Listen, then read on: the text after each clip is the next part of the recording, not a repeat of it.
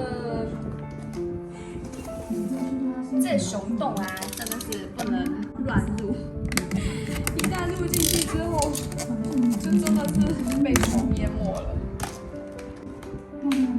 自从买了第一支泼墨之后，然后就一发不可收拾，在网上也订了好多支，但是都没有到，因为要很久，就那种预售的。那然后这一支的话是出了很久的。看一下我的花纹是怎样的，这是它的背面，这是它的背面。这种艺术的啊，都随机的，所以就还蛮想要知道它那个脸啊有没有长均匀还是怎样。如果长均匀的话，就会很好看。还有我的肚子上有2个蒙娜丽莎的头，对称的那种感觉。如果它是一个的多好，这有点像那种镜面的感觉。只要是会收藏这个 Bear Brick 啦，都会讲说瑕疵是一定的，而且玩这个就是要接受它的瑕疵。来，我一眼就看到了，就一定会有，所以我现在已经开始觉得瑕疵也是一种美。啊，如果这个头在它的熊脸就好了。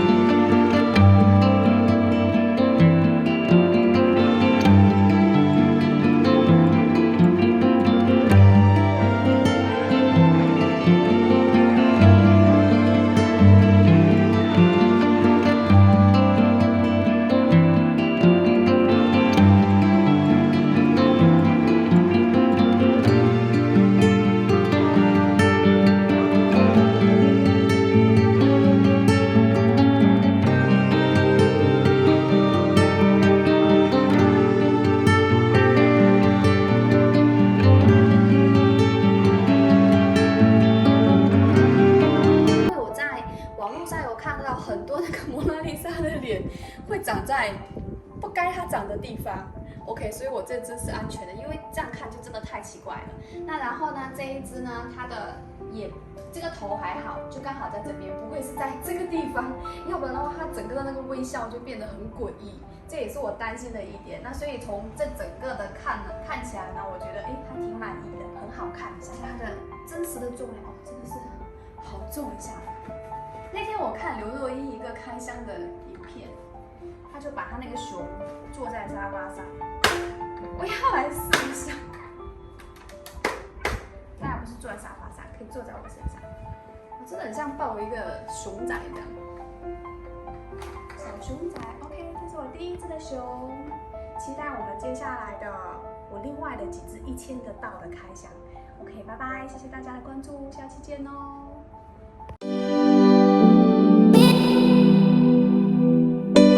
我历时了2个月的柜子，今天终于起来了。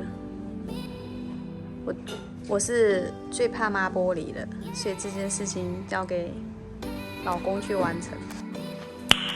Nice。